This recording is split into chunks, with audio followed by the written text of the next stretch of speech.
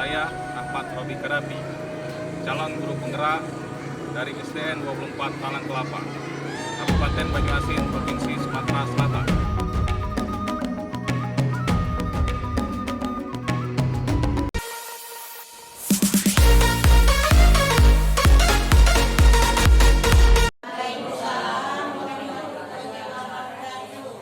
Alhamdulillahirrabbilalamin. Wassalatu wassalamu ala asrofil anbiya'i wal mursalin wa ala alihi wa sahbihi ajma'in. Asyhadu an la ilaha illallah wahdahu la syarika lahu wa asyhadu anna Muhammadan abduhu wa rasuluh. Amma ba'du. Yang terhormat Kepala Sekolah Negeri 24 Talang Kelapa, yang kami hormati ibu-ibu, bapak-bapak, dewan guru serta staf. Puji syukur atas intinya marilah kita sama-sama panjatkan atas kehadiran Allah Subhanahu wa Ta'ala, karena alhamdulillah hingga saat ini kita masih diberinya rahmat, hidayah, nikmat, kesehatan dan kesempatan sehingga kita semua dapat berkumpul di sini pada hari Jumat 24 Desember 2021 dalam kegiatan IHT penguatan pemanfaatan akun pembelajaran belajar.id. Salawat dan salam takwa pula kita sanjungkan kepada junjungan kita Nabi besar Muhammad SAW. Mudah-mudahan kita akan tetap senantiasa menjadikan beliau sebagai suri tauladan. Amin ya rabbal alamin. Baiklah Bapak Ibu yang saya hormati, ada susunan acara pada kita pada hari ini. Yang pertama pembukaan, kedua sambutan dari Kepala Sekolah SD Negeri 24 Talang Kelapa, ketiga materi, dan materi ini akan disampaikan oleh yang pertama Bapak Ahmad Robi Karabi MPD, materi yang kedua yaitu dari Ibu Asdi SPD, kemudian doa dan penutup. Baiklah Bapak Ibu, untuk lebih mendapatkan barokah dari Allah Subhanahu wa Ta'ala, mari acara ini kita buka dengan sama-sama melafazkan basmalah. Bismillahirrahmanirrahim. Langsung saja kita dengarkan sambutan dari Kepala Sekolah SD Negeri 24 Talang Kelapa yang akan disampaikan oleh terhormat Bapak Nur Fatah MPD. Kepada Bapak dipersilakan. Bismillahirrahmanirrahim. Jadi mohon maaf, mungkin ini dadakan ya, karena kebetulan kami sudah habis materi modul 1, jadi ada tugas untuk pembahasan di sekolah masing-masing tentang modul 1. Kenapa di sini disebut sosialisasi paket modul 1? Karena modul 1 ini memang paket, terdiri dari 4 modul dari di dalamnya. Ya.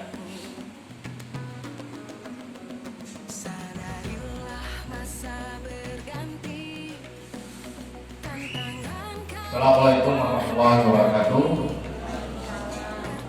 Semoga hari ini kita selalu dirahmati Allah SWT dan selalu sehat dan bahagia. Mudah-mudahan apa yang nanti akan disampaikan bermanfaat untuk kita semua. Lanjut kita ke sebelum memulai, ini izinkan saya sebagai materi katakanlah untuk mengarahkan kepada kita semua untuk menenangkan hati dan pikiran. Kita arahkan semua perhatian untuk fokus belajar. Hadirkan rasa ingin tahu, syukur dan kebiasaan. Untuk perkenalan, saya rasa kita sudah kenal ya, karena saya memang tugasnya di sini. Jadi apa salahnya saya bacakan lagi. Ini wakil calon guru penggerak, nama Ahmad Robi Karabi, email ahmadrobikarabi@gmail.com, nomor telepon atau WA 0452 6701 7876. Saya guru PJOK di SDN 24 Talang Kelapa, Kabupaten Banyuasin, Provinsi Sumatera Selatan. Sekarang kita fokus masuk ke materi yang pertama, yaitu modul 1.1. Ini mungkin kalau kita lihat, kalau ada modul 1.1 berarti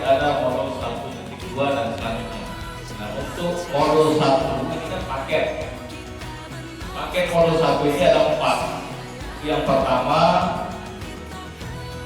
filosofi pendidikan Ki Hajar Dewantara. Modul 1.2 tentang nilai dan peran guru penggerak. Modul 1.3 tentang visi guru penggerak. Dan yang terakhir di paket 1 ada modul 1.4 tentang budaya positif. Nah, kita mulai dulu dengan modul yang pertama, yaitu filosofi pendidikan Ki Hajar Dewantara. Dasar-dasar pendidikan Ki Hajar Dewantara di sini ada lebih kurang 5. Yang pertama yaitu menuntut. Yang kedua, bukan tabula rasa. Yang ketiga, dasarnya yaitu petani. Yang keempat, budi pekerti. Yang kelima, kodrat anak, yaitu merdeka. Yang terakhir, pendidikan yang berpihak pada anak. Kita mulai dulu dari dasar yang pertama, yaitu menuntut.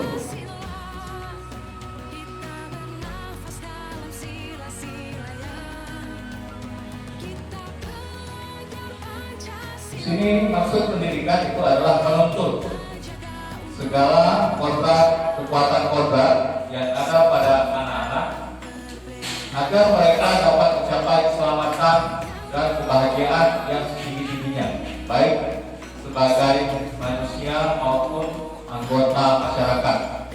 Ini menurut Ki Hajar Dewantara ada dalam bukunya, yaitu Dasar-Dasar Pendidikan Halaman 1 paragraf 4. Itu terbit tahun 1936.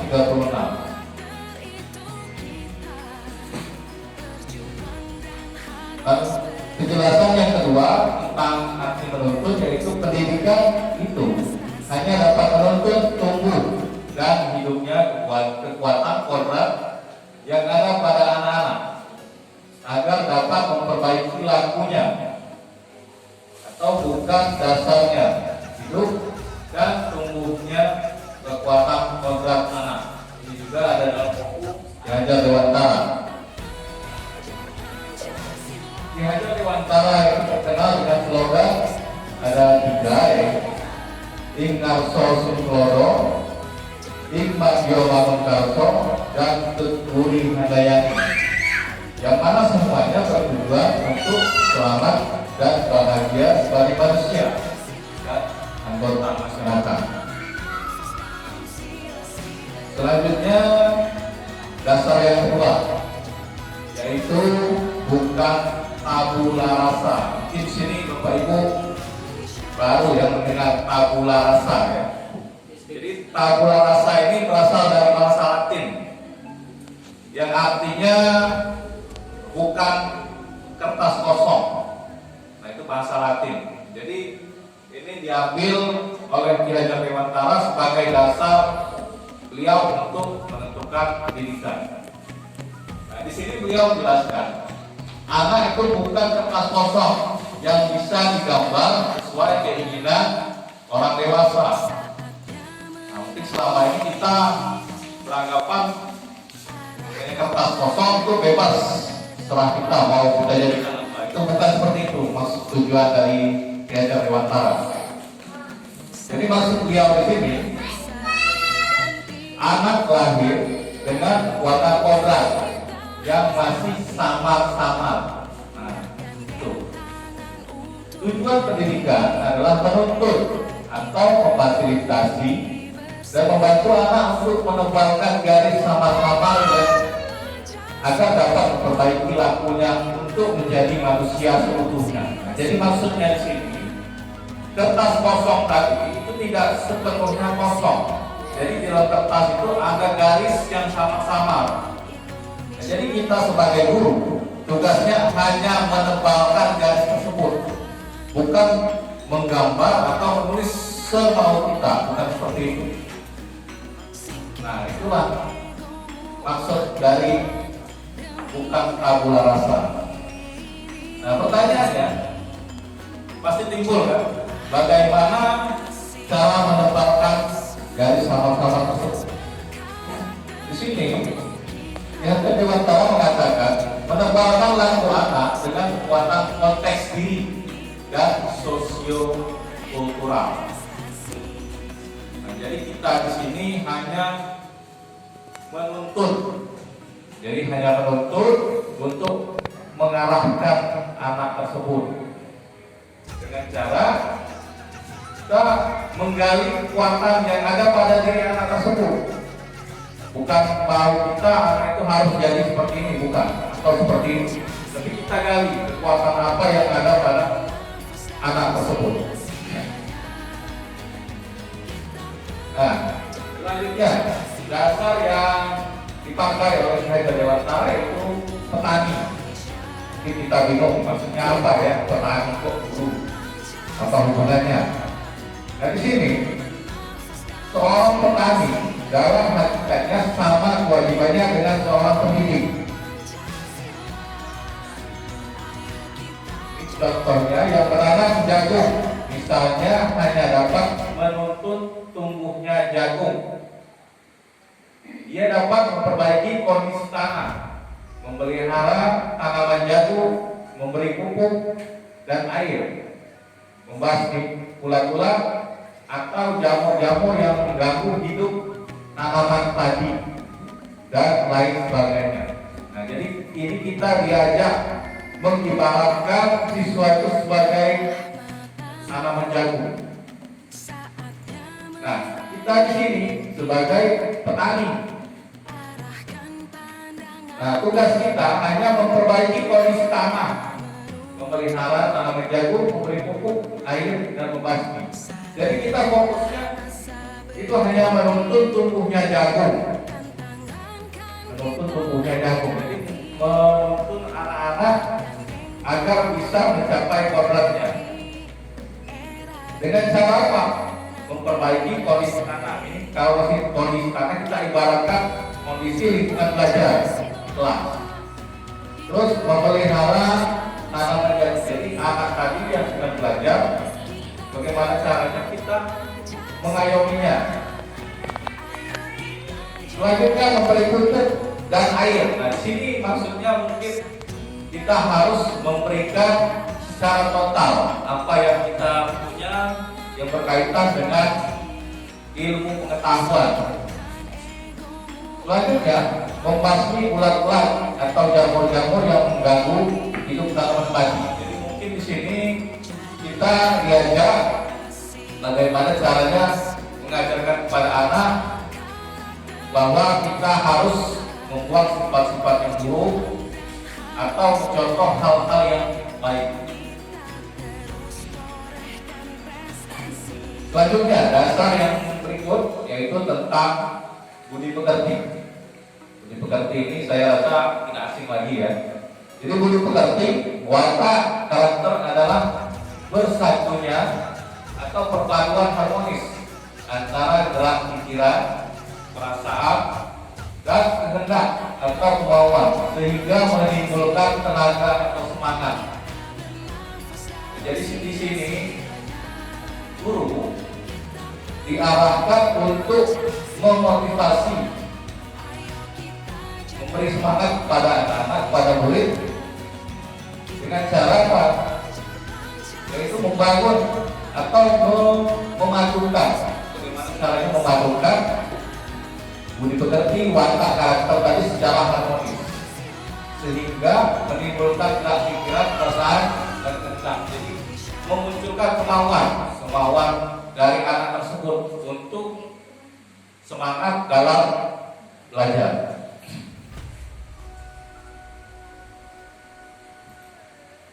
Yang selanjutnya dasar kodrat anak. Kodrat anak ini pada dasarnya anak itu merdeka. Mengapa merdeka? Karena anak-anak itu pada dasarnya kodratnya ingin bermain. Jadi tugas kita itu mendampingi anak tersebut. Nah, di sini maksudnya merdeka ada dua. Yang pertama merdeka batin, yaitu tentang pendidikan. Dan merdeka lahir. Merdeka lahir ini lebih ke pengajaran. Jadi ini khusus terdapat di ruang kelas.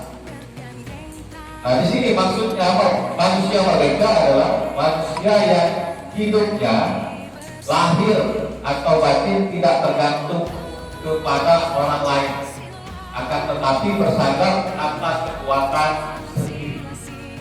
Jadi maksud merdeka itu bagi anak kita, murid kita, tidak tergantung pada orang lain, baik kepada temannya ataupun kepada kita. Jadi itu maksudnya untuk mewujudkan anak yang merdeka. Jadi dia bisa bersandar dengan kekuatan dia sendiri. Selanjutnya bermain. Nah, ini bermain. Bermain ini adalah salah satu kodrat anak. Jadi anak itu memang pada dasarnya bermain, kodrat mereka.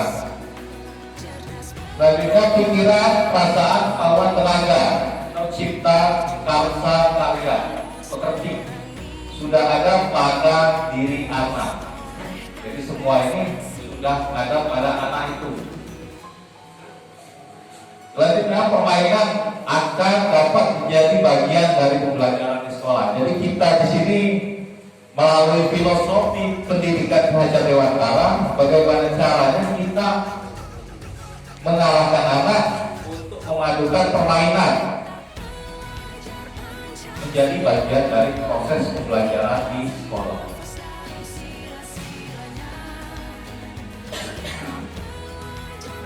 Dasar yang terakhir itu pendidikan yang berpihak pada anak. Mungkin kemarin kita sempat mendengar Ki Hajar Dewantara itu punya pemikiran pendidikan yang menghamba pada murid. Mungkin kalau secara awal kita mendengarnya kenapa harus menghamba, artinya apa anak. Jadi setelah ditelaah, karena Ki Hajar Dewantara itu orang zaman dulu, jadi ditelaah oleh kita zaman sekarang. Jadi maksud dari tujuan menghamba itu bukan menghamba yang pada arti yang sebenarnya. Jadi menghamba itu yaitu pendidikan yang berpihak pada anak. Jadi kita secara total, secara keseluruhan berpihak pada siswa, pada anak kita. Kita yang setinggi-tingginya, baik sebagai manusia maupun anggota masyarakat. Nah, di sini ada tabel, ada Ki Hajar Dewantara dan ada pendidikan abad 21. Nah, ini dijelaskan menuntut pada zaman Ki Hajar Dewantara.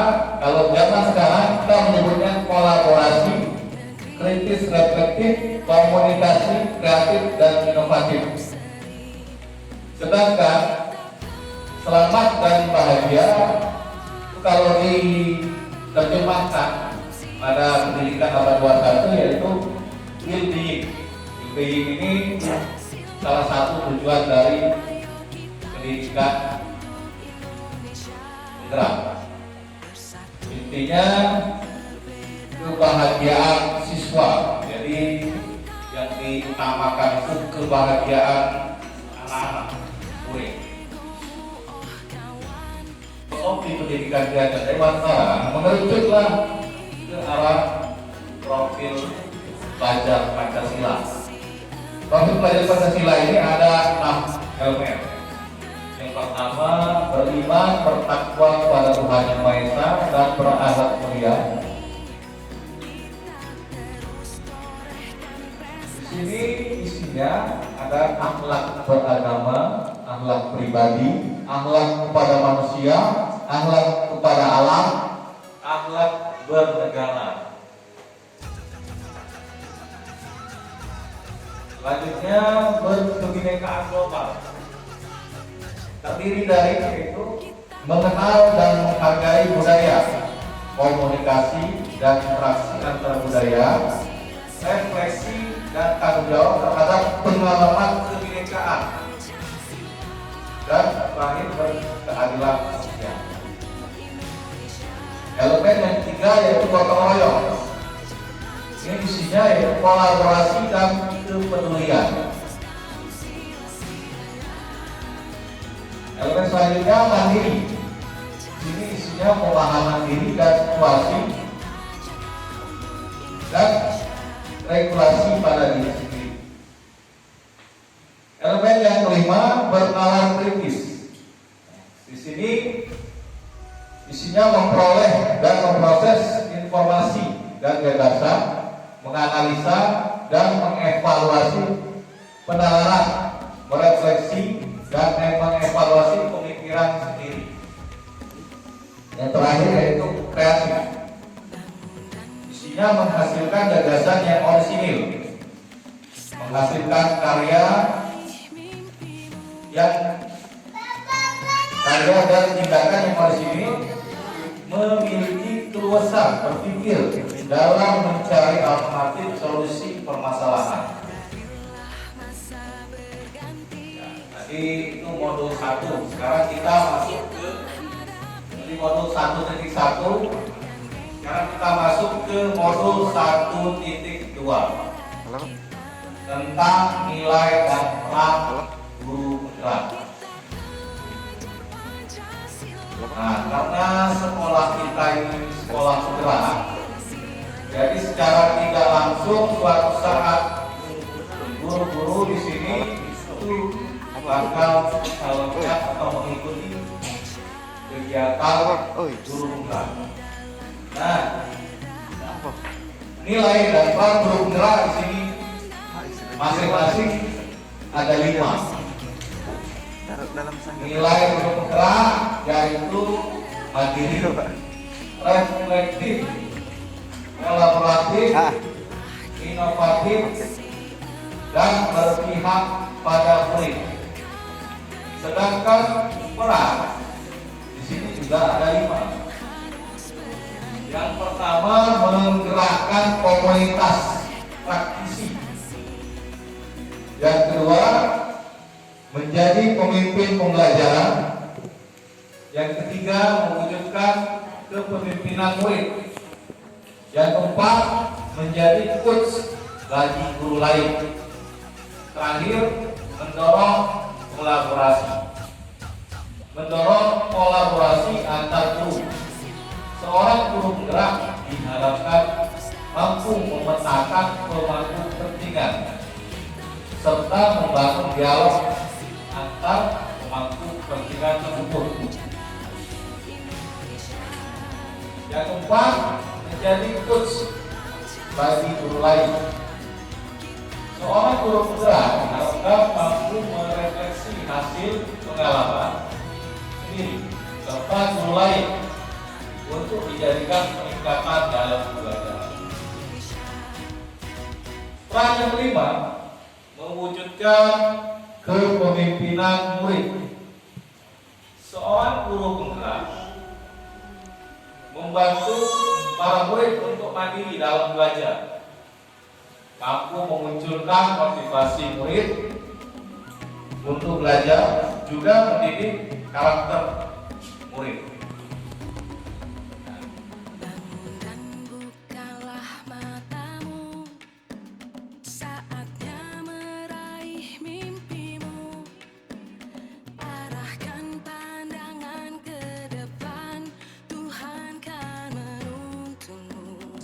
Guru penggerak. Jadi guru ini harus memiliki visi. Visi dari mana datangnya visi?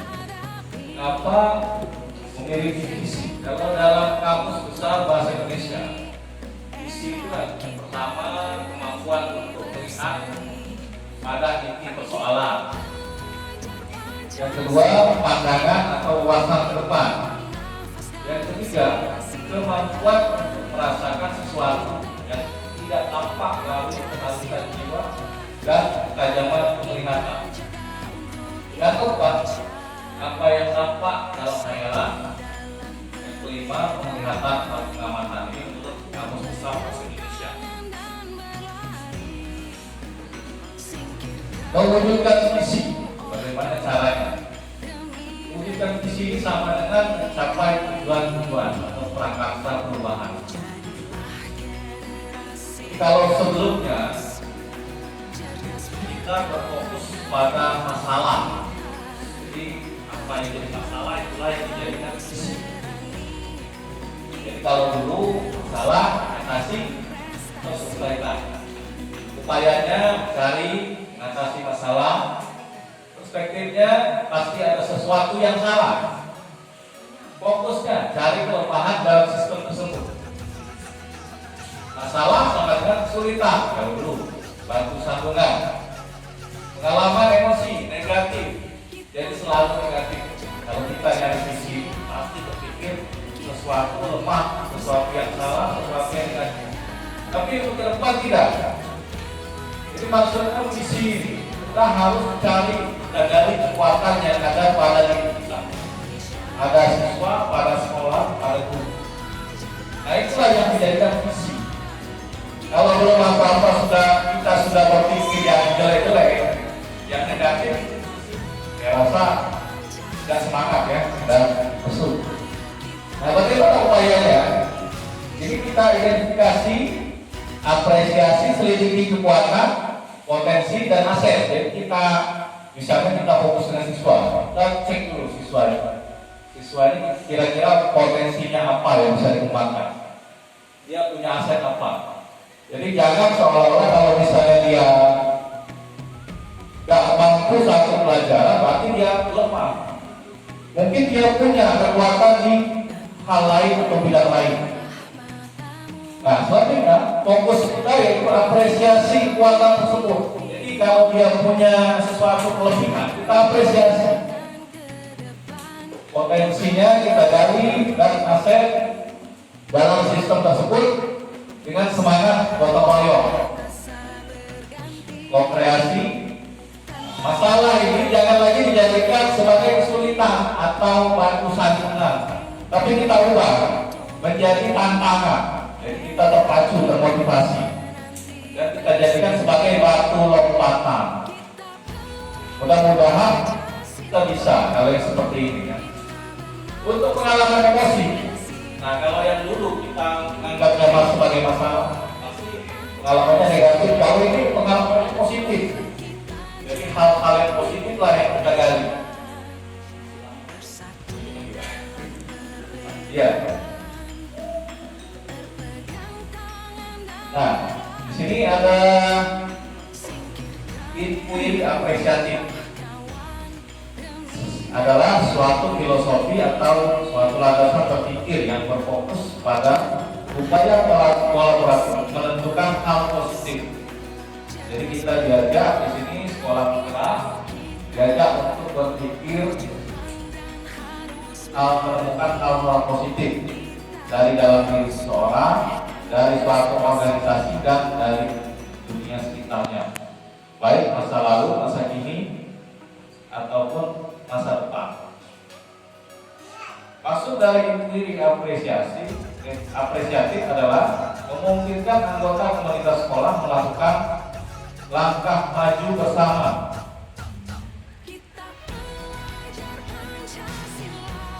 Nah, untuk melakukan diri apresiatif, kita harus melakukan tahapan bakja. Bakja ini adalah singkatan. Yaitu pertama buat pertanyaan, ambil pembelajaran, gali impian, jabarkan rencana dan atur eksekusi. Nah ini penjelasannya.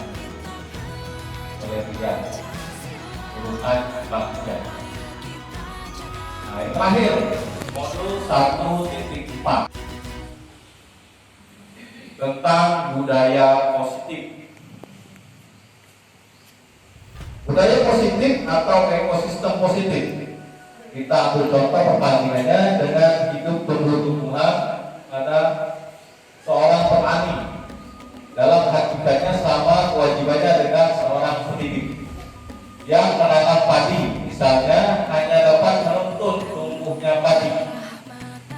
Dia dapat memperbaiki kondisi tanah, memelihara tanaman padi, memberi pupuk, air, membasmi ulang, dan jamur-jamur yang mengganggu hidup tanaman padi dan lain sebagainya.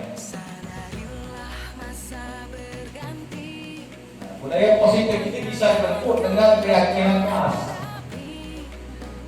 Nah, di sini ada pembahasan tentang keyakinan kelas, hukuman dan penghargaan. Jadi untuk ke depan hukuman itu tidak lagi dipakai.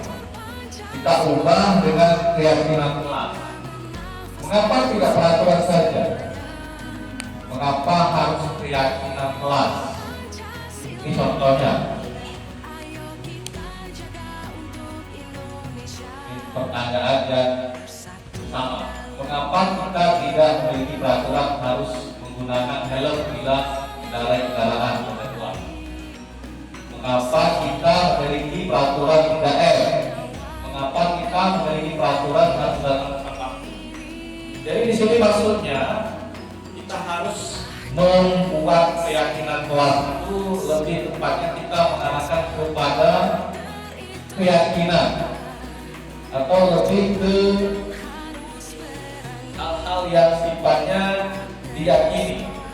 Contoh misalnya sholat 5 waktu itu kan bukan peraturan. Jadi kalau kita sholat atau tidak sholat, jadi kembali ke kita masing-masing tentang jawabannya. Jadi kita diajak di sini untuk lebih ke keyakinan kelas. Keyakinan kelas.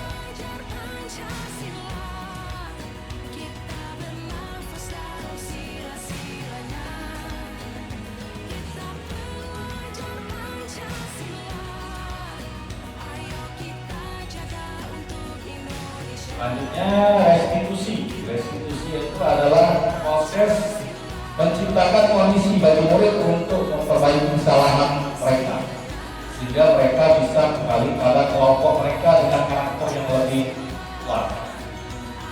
Ini alurnya. Yang pertama, kita menstabilkan identitas, menanyakan keyakinan. Yang terakhir, validasi tindakan yang salah.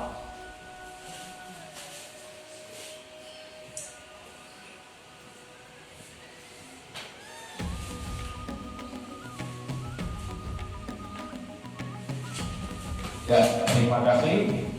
Ya, materi dari saya. Terima kasih atas waktunya. Mudah-mudahan bisa bermanfaat dan berguna bagi kita semua. Saya kembalikan ke pembawacara. Demikian, terima kasih. Assalamualaikum warahmatullahi wabarakatuh.